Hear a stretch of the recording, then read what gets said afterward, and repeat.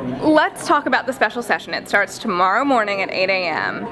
How long do you guys expect to be there? At first there was a little bit of chatter about it lasting less than 5 days, which is typical, but do you expect to be there until Wednesday?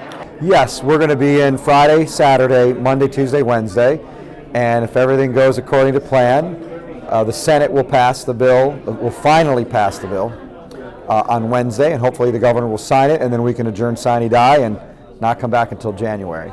So unlike the last special session on pensions, the governor has been working for months with you all to ensure the votes are there, so you're confident this proposal will pass?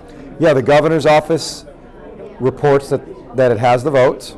The governor's been working very hard, he and his team. Senator Alvarado, who's Governor Bevin's running mate this fall, has played a critical role, I think, in talking with legislators about the bill.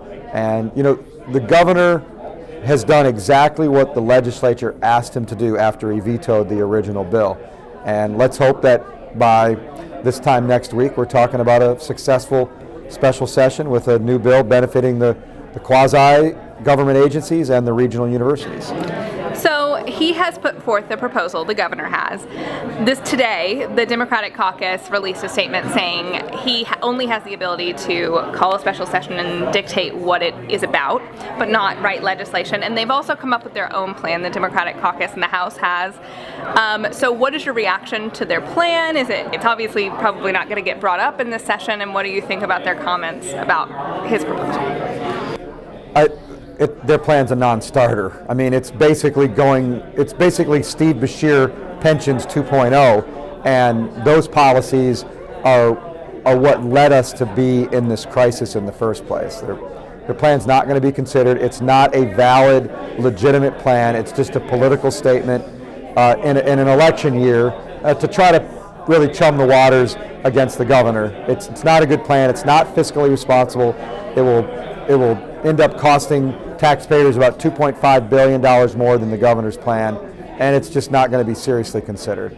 As for their comments, the governor's call is in accordance with the Constitution and is wholly appropriate for a nice, tightly called topic for the special session, so we can get in and get out in 5 days without spending any more time wasting any more efforts or taxpayer dollars on anything beyond that. And I hope the Democrats don't try to extend the session, because we'll then blame them for extra money that is needlessly spent.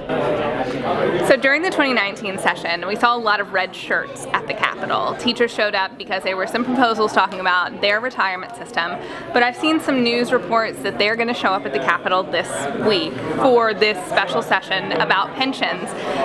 But this one has to do with the regional universities and quasi-government agencies. So what's your reaction to them coming to protest this bill? Well, I don't know why they'd protest it, because it doesn't have anything to do with teacher pensions. And the fact of the matter is the regional universities and the quasi-governmental agencies all support this bill. So I don't know what the protest is all about. It seems like much ado about nothing. Is there anything else we haven't talked about that you want people to understand, or about the bill that you feel is being misunderstood? The process works. Some people are unhappy that the employer can make a choice to take the employees out of the system.